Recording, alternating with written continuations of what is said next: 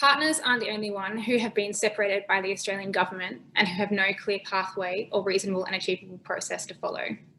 There are also children who have spent the pandemic abroad away from their parents. The processes DFAT have put in place are not working. It does not meet the needs of this community. Our next speakers will tell us more about the experience of being separated from your child during a pandemic as a result of Australia's border restrictions.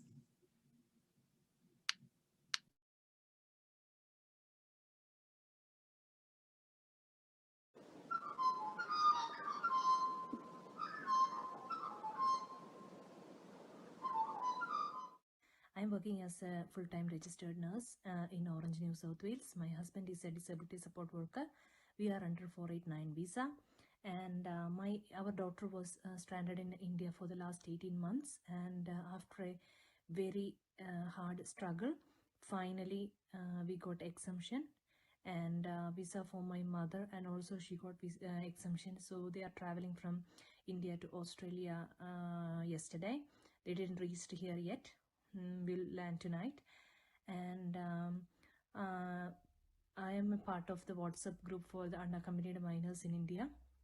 So I came to know that many temporary residents like us, like 482, 485, 491, 489, and so many parents who are having student visa, bridging visa, also have their children stranded in India, and they are finding very much difficulty to get exemption, and their exemptions applications are rejecting always. So my request to the authority is they are also here. They are with a valid visa. They are trying hard to develop our country's, Australian country's economy. So kindly help those parents to get the exemption, and please allow the kids to come back to Australia and to be with their parents. It's a human right matter. We cannot differentiate the sadness of a parents with the visa thing. Doesn't matter they are holding a temporary visa, permanent visa, or citizen. The pain is same. So psychological hurt is same for everyone. So please give the temporary residents a good hope. Kindly accept their exemption, and I'm believing that hopefully all Australians and all people in Australia will get the vaccination very soon, and the border is open for everyone. So I am once again pleading the government and all the respective authorities, kindly consider the pain of every people, every kid, and every population in Australia, irrespective of their visa status, and please allow their exemption. Kindly see every population is same and their psychological level is same, and please provide them exemption. Thank you so much.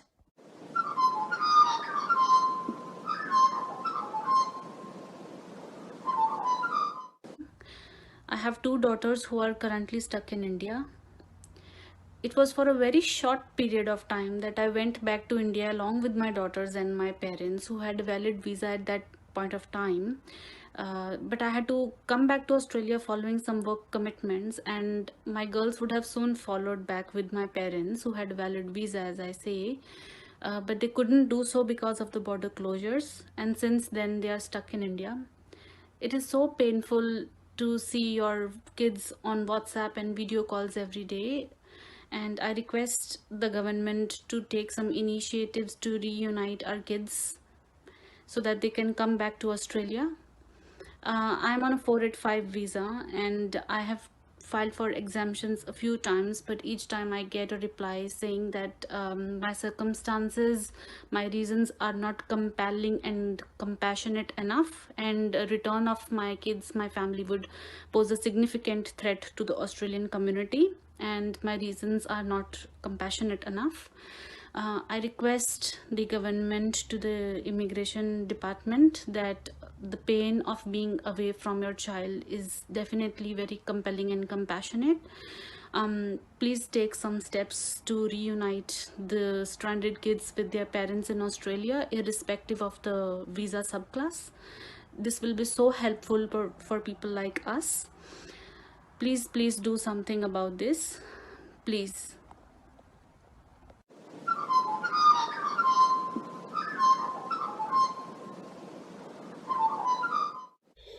Hi everyone, my name is Pratik, and I want to bring you the journey about Australian stuck in India.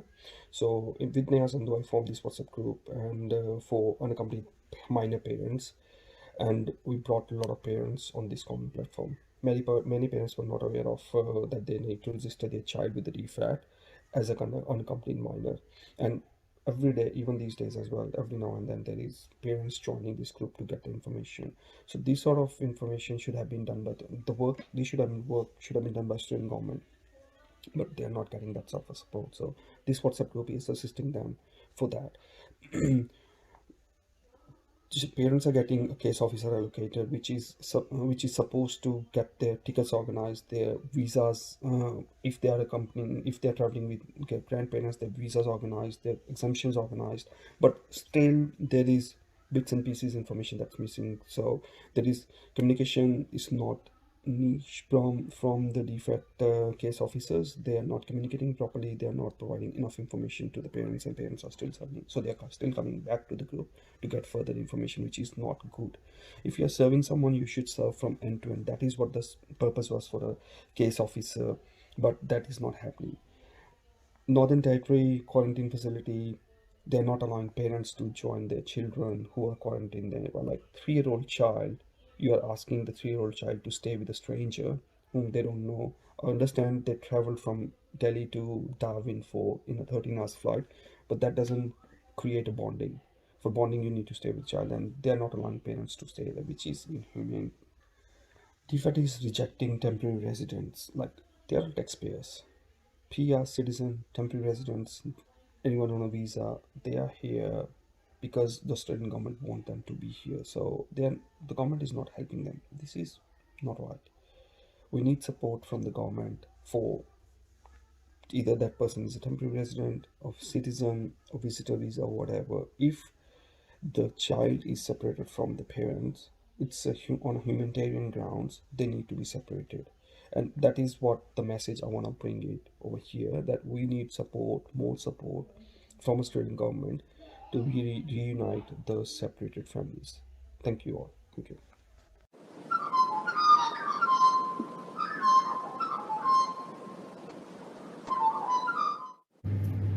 We both are living in Perth, Western Australia.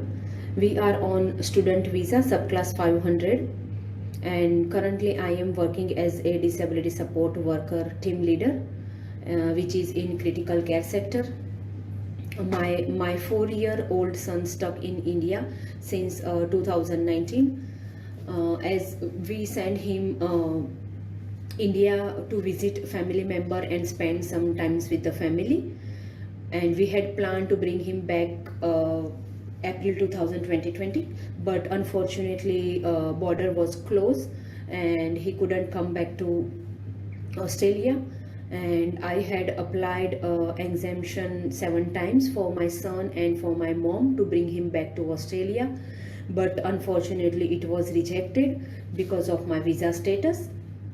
So it's very painful and stressful situation when my son asking every day to us, when will you come to here to bring me with you, mom and dad, please come with me.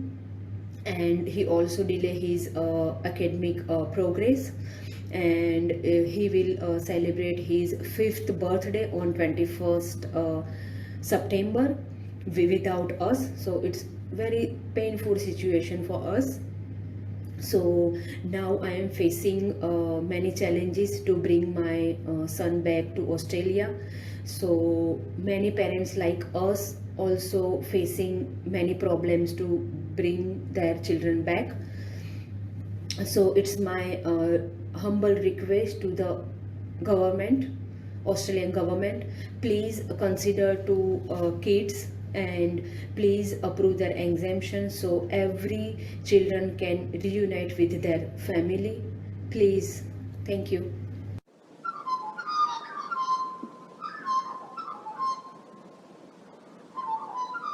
I am on student visa at the moment.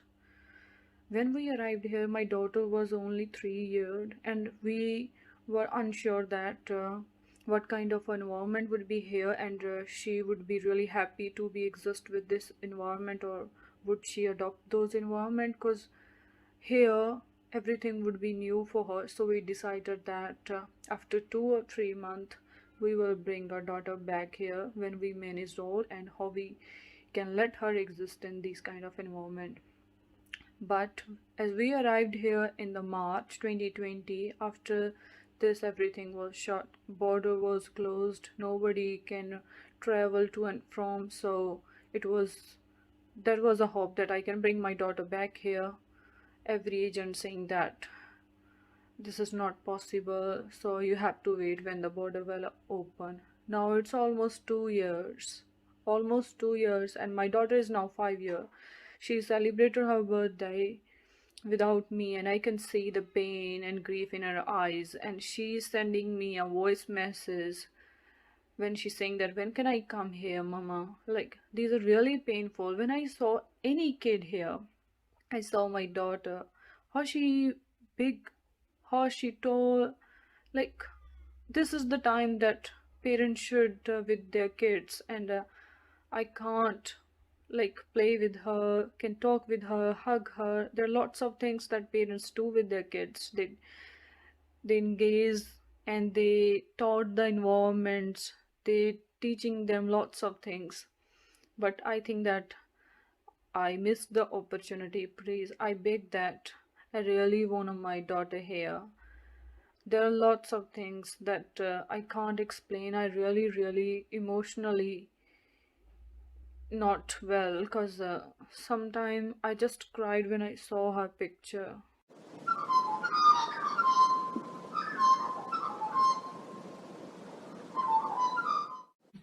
I live in Perth. I am a temporary visa holder, visa subclass 485. My both children have been stuck in India for more than the last 2 years. My parents told us to take the children to India for a while and then bring back soon, because my both kids born in Australia. So they said to meet my other family members, and we decided it's okay. But suddenly border closed because of the COVID-19 disease. So it's very hard to bring back. So, and also I am belong to Unaccompanied Minor Parents WhatsApp group. There are many parents like me in this group whose children are stuck in India. I applied exemption many times, but they did not approve it because of my visa status is temporary residence. But they approved exemption for permanent residents or citizen parents' kids. But I am thinking all parents' feelings are the same for their kids. So why they are doing a discrimination? So we request to Australian government to please reunite all family. Thank you.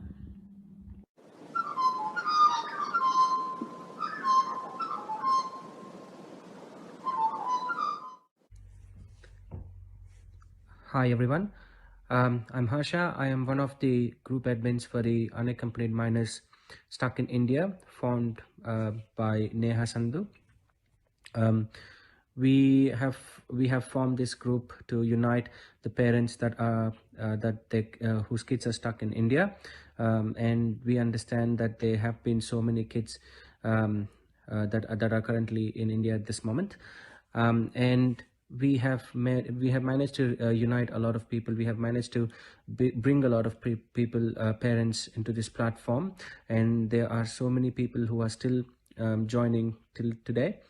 And we also understand that there are so many other parents who are not even aware of this WhatsApp group that is currently helping out the parents. I'm here to speak about the current situation where the minors are stuck in India for more than 2 years. We understand there are so many kids who got reunited with their families in the recent past, and it has been identified that most of the kids are either citizens or permanent residents of this country. There's so many other kids whose parents are on temporary visas or students, and who are still in India. it is we understand that DFAT is assigning case officers and they are handling the situation on a case-on-case basis. However, we feel that they are not able to provide enough support and guidance to the patient, to the parents, or the encouragement to the parents who are already in the distress by losing their loved ones and by leaving their loved ones in India. The case officers keep on rejecting the exemptions, even though the parents are applying for multiple times, which I think is not a good sign. Is not a good sign. Which is not a good sign at all. The government should be helping them instead of creating roadblocks to the parents who are already struggling to get their kids back. And about the quarantine facilities, I think it is better if we get the pressure on the government to increase or approve the exemptions for the parents to stay with the kids when the kids are traveling with someone else. It would make the kids feel safe, and at the same time it would also be helpful for the kids' mental health well-being, because they would definitely feel safe when they are with the parent for the 14 days of quarantine rather than someone who they don't even know. So it is always the responsibility of the government to unite the families, and every kid in this country deserves to feel safe and be happy with their families. Thank you.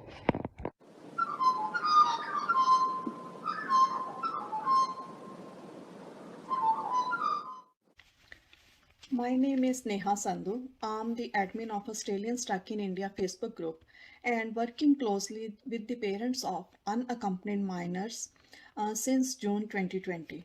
We have a WhatsApp group for unaccompanied minor parents as well as a Facebook page, Fly the Kids Home. This WhatsApp group is a platform of hope for the parents that our child will be the next one to return back. It took about a year for DFAT to figure out the plan for the unaccompanied minors. In past 3 months, many citizen and resident children were able to return back. But still, DFAT is lacking to serve justice for the parents, citizen and resident parents who have some unexceptional circumstances. For example, where they applied exemption for somebody who was outside the immediate family unit, the exemption got rejected multiple times. Some got exemption on the condition that parent cannot join the child at Darwin. The child has to quarantine with the guardian who is accompanying the child during flight. DFAT consular officer's role in some cases was just to collect the paperwork and submit it to the flight team. It is sad a 3-year-old girl has to quarantine with the mother's friend. Some of the parents unwillingly accepted this proposal as they were desperate for the return of their child. If the parents get proposal from the consular officer of getting exemption to go to India, bring back the child and then quarantine at Darwin, then what is the problem? If child was traveling back with the guardian, why not a parent from their own city can travel to Darwin to join the child in the quarantine? This shows the lack of coordination between DFAT and anti-health team. There is a biggest concern. There are significant number of children who are visa holder. These children are awaiting to return back to their parents. The trauma of separation for the visa holder parent is same as the citizen parent has. Their travel exemptions are rejected multiple times because of their visa subclass. And some of them got reply that they can leave the country to reunite with their child, which is not a fair treatment. I request to the authorities to reconsider the plea of these visa holder parents also. The other front where me and a dedicated team of volunteers who are working to support the returning traveler in Qantas flight WhatsApp groups. It's really sad to witness that the returned travelers were treated as numbers only. In many cases, the criteria of vulnerability is still lacking. Whosoever booked the flight in the first few minutes of the email were able to return back. I know many personal stories of the vulnerable people who had long wait. Some of them are still waiting and some chose to travel via extra expensive flights with long haul. The criteria of